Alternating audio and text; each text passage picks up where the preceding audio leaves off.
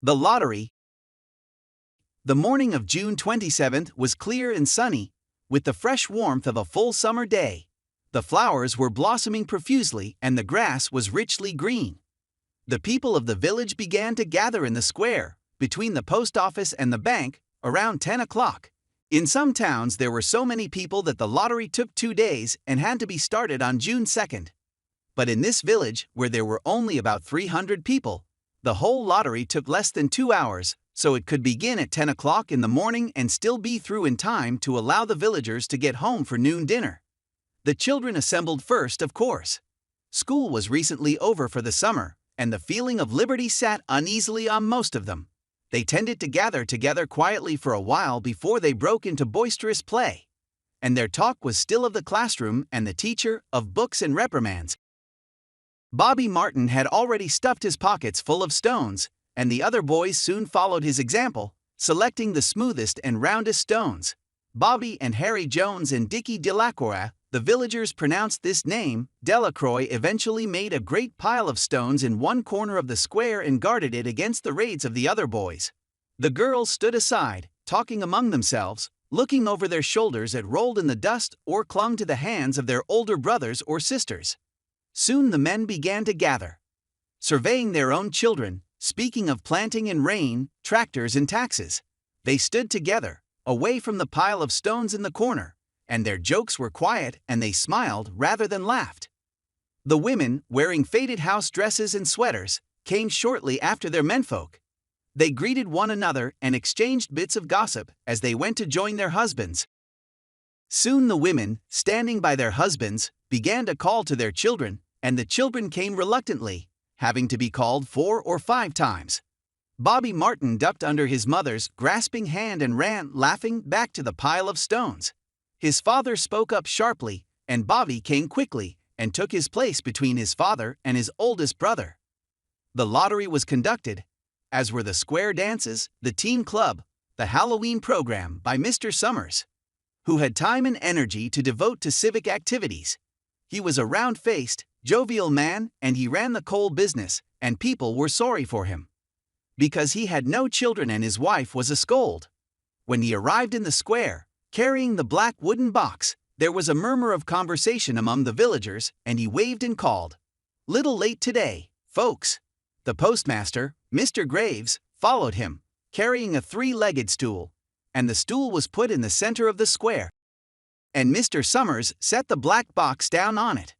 The villagers kept their distance, leaving a space between themselves and the stool, and when Mr. Summers said, "Some of you fellows want to give me a hand," there was a hesitation before 2 men.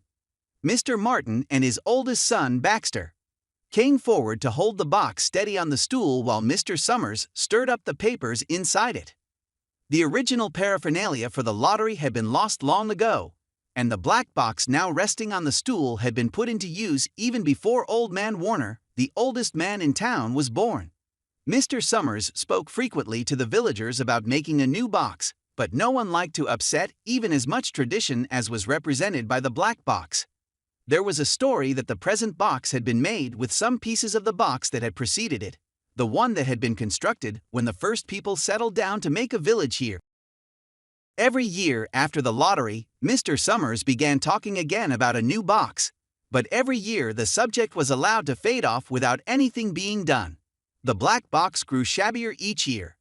By now it was no longer completely black, but splintered badly along one side to show the original wood color, and in some places faded or stained.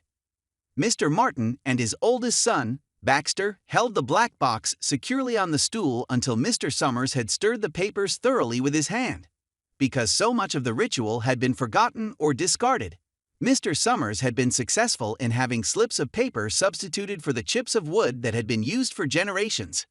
Chips of wood, Mr. Summers had argued, had been all very well when the village was tiny, but now that the population was more than 300 and likely to keep on growing, it was necessary to use something that would fit more easily into the black box.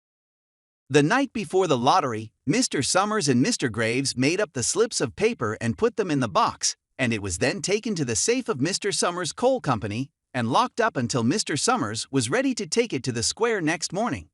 The rest of the year, the box was put away, sometimes one place, sometimes another. It had spent 1 year in Mr. Graves's barn and another year underfoot in the post office. And sometimes it was set on a shelf in the Martin grocery and left there. There was a great deal of fussing to be done before Mr. Summers declared the lottery open. There were the lists to make up of heads of families, heads of households in each family, members of each household in each family. There was the proper swearing in of Mr. Summers by the postmaster as the official of the lottery. At one time, some people remembered there had been a recital of some sort, performed by the official of the lottery, a perfunctory, tuneless chant that had been rattled off duly each year. Some people believed that the official of the lottery used to stand just so when he said or sang it. Others believed that he was supposed to walk among the people, but years and years ago, this part of the ritual had been allowed to lapse. There had been, also, a ritual salute, which the official of the lottery had had to use in addressing each person who came up to draw from the box, but this also had changed with time. Until now, it was felt necessary only for the official to speak to each person approaching. Mr. Summers was very good at all this, in his clean white shirt and blue jeans, with one hand resting carelessly on the black box. He seemed very proper and important as he talked interminably to Mr. Graves and the Martins. Just as Mr. Summers finally left off talking and turned to the assembled villagers, Mrs. Hutchinson came hurriedly along the path to the square, her sweater thrown over her shoulders, and slid into place in the back of the crowd. "Clean forgot what day it was," she said to Mrs. Delacroix, who stood next to her, and they both laughed softly. "Thought my old man was out back stacking wood," Mrs. Hutchinson went on. "And then I looked out the window and the kids were gone, and then I remembered it was the 27th and came a-running." She dried her hands on her apron, and Mrs. Delacroix said, "You're in time, though. They're still talking away up there." Mrs. Hutchinson craned her neck to see through the crowd and found her husband and children standing near the front. She tapped Mrs. Delacroix on the arm as a farewell and began to make her way through the crowd. The people separated good-humoredly to let her through. 2 or 3 people said, in voices just loud enough to be heard across the crowd, "Here comes your Mrs. Hutchinson and Bill, she made it after all." Mrs. Hutchinson reached her husband, and Mr. Summers, who had been waiting, said cheerfully, "Thought we were going to have to get on without you, Tessie." Mrs. Hutchinson said, grinning, "Wouldn't have me leave em dishes in the sink, now, would you, Joe?" And soft laughter ran through the crowd as the people stirred back into position after Mrs. Hutchinson's arrival. "Well now," Mr. Summers said soberly, "guess we better get started. Get this over with, so's we can go back to work." "Anybody ain't here?" "Dunbar," several people said. "Dunbar, Dunbar." Mr. Summers consulted his list. "Clyde Dunbar," he said. "That's right. He's broke his leg, hasn't he? Who's drawing for him?" "Me, I guess," a woman said, and Mr. Summers turned to look at her. "Wife draws for her husband." Mr. Summers said, "Don't you have a grown boy to do it for you, Janie?" Although Mr. Summers and everyone else in the village knew the answer perfectly well, it was the business of the official of the lottery to ask such questions formally. Mr. Summers waited with an expression of polite interest while Mrs. Dunbar answered, "Horace's not but 16 yet." Mrs. Dunbar said regretfully, "Guess I gotta fill in for the old man this year." "Right," Mr. Summers said. He made a note on the list he was holding. Then he asked, "Watson boy drawing this year?" A tall boy in the crowd raised his hand. "Here," he said. "I'm drawing for my mother and me."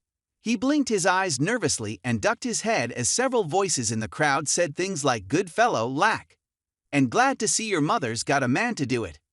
"Well," Mr. Summers said, "guess that's everyone. Old man Warner make it." "Here," a voice said, and Mr. Summers nodded. A sudden hush fell on the crowd as Mr. Summers cleared his throat and looked at the list.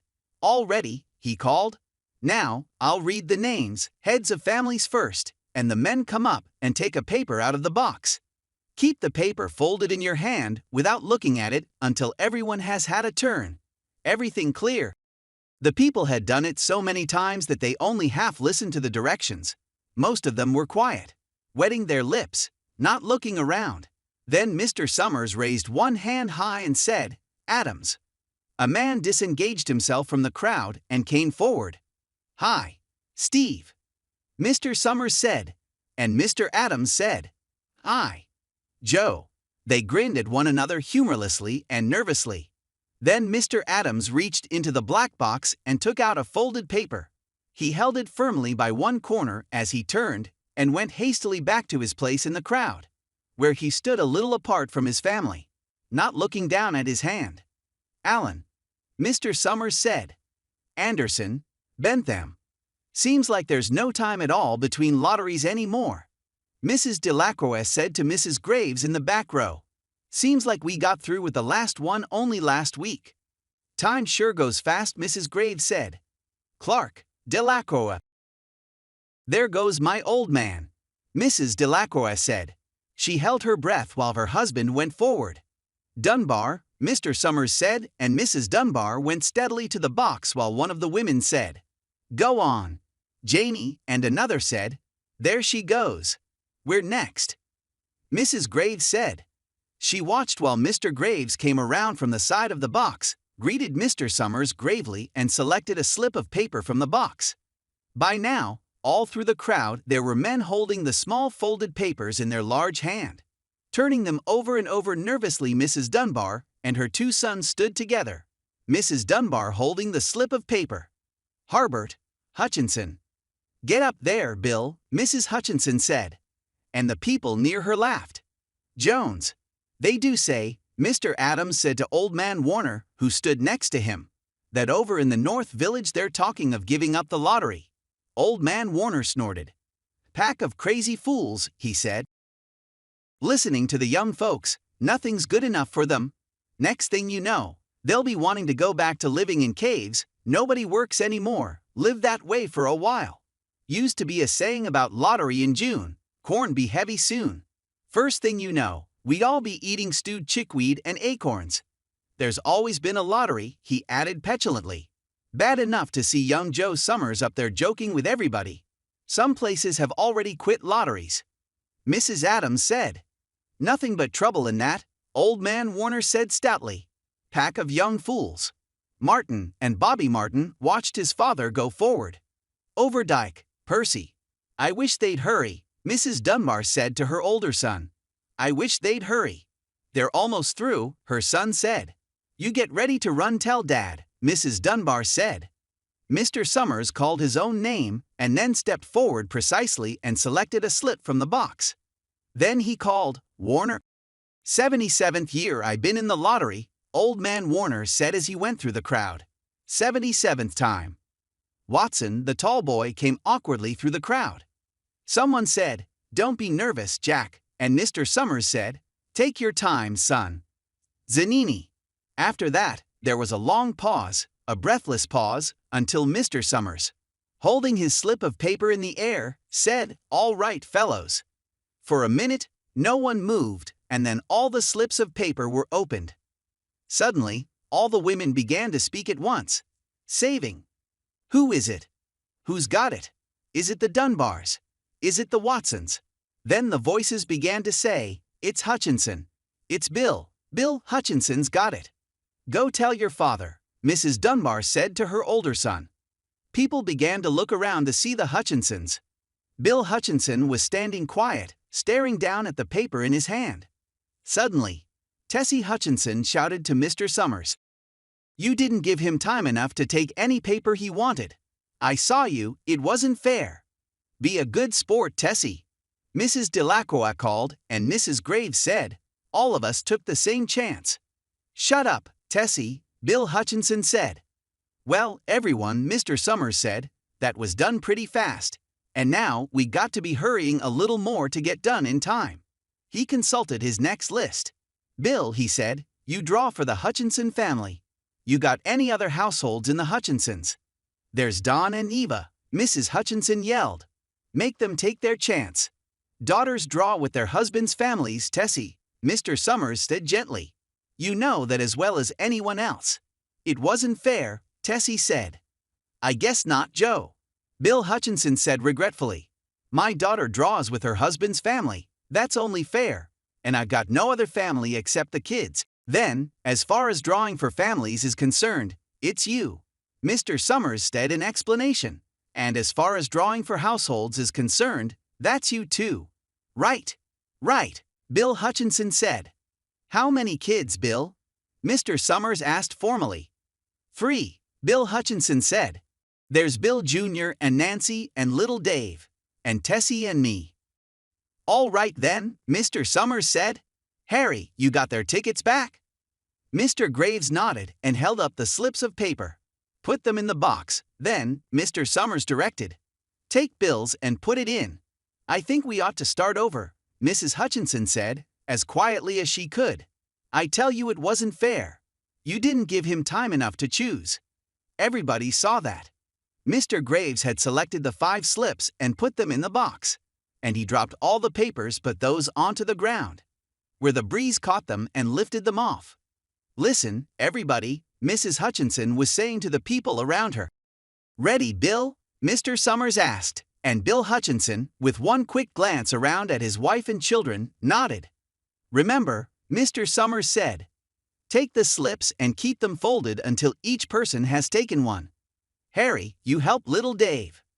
Mr. Graves took the hand of the little boy, who came willingly with him up to the box. Take a paper out of the box, Davy, Mr. Summers said. Davy put his hand into the box and laughed. Take just one paper, Mr. Summers said. Harry, you hold it for him. Mr. Graves took the child's hand and removed the folded paper from the tight fist and held it while little Dave stood next to him and looked up at him wonderingly. Nancy next, Mr. Summers said. Nancy was 12, and her school friends breathed heavily as she went forward switching her skirt and took a slip daintily from the box. Bill Jr., Mr. Summers said, and Billy. His face red and his feet overlarge, near knocked the box over as he got a paper out. Tessie, Mr. Summers said. She hesitated for a minute, looking around defiantly, and then set her lips and went up to the box. She snatched a paper out and held it behind her. Bill, Mr. Summers said, and Bill Hutchinson reached into the box and felt around, bringing his hand out at last with a slip of paper in it. The crowd was quiet. A girl whispered, I hope it's not Nancy, and the sound of the whisper reached the edges of the crowd. It's not the way it used to be. Old Man Warner said clearly. People ain't the way they used to be. All right, Mr. Summers said.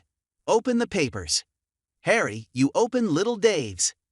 Mr. Graves opened the slip of paper, and there was a general sigh through the crowd as he held it up and everyone could see that it was blank. Nancy and Bill Jr. opened theirs at the same time, and both beamed and laughed, turning around to the crowd and holding their slips of paper above their heads. Tessie, Mr. Summers said. There was a pause, and then Mr. Summers looked at Bill Hutchinson, and Bill unfolded his paper and showed it. It was blank. It's Tessie, Mr. Summers said, and his voice was hushed. Show us her paper, Bill. Bill Hutchinson went over to his wife and forced the slip of paper out of her hand. It had a black spot on it. The black spot Mr. Summers had made the night before with a heavy pencil in the coal company office. Bill Hutchinson held it up, and there was a stir in the crowd. All right, folks, Mr. Summers said. Let's finish quickly. Although the villagers had forgotten the ritual and lost the original black box, they still remembered to use stones. The pile of stones the boys had made earlier was ready. There were stones on the ground with the blowing scraps of paper that had come out of the box. Delacroix selected a stone so large she had to pick it up with both hands and turned to Mrs. Dunbar. Come on, she said. Hurry up. Mr. Dunbar had small stones in both hands, and she said, gasping for breath, I can't run at all. You'll have to go ahead and I'll catch up with you. The children had stones already, and someone gave little Davy Hutchinson a few pebbles.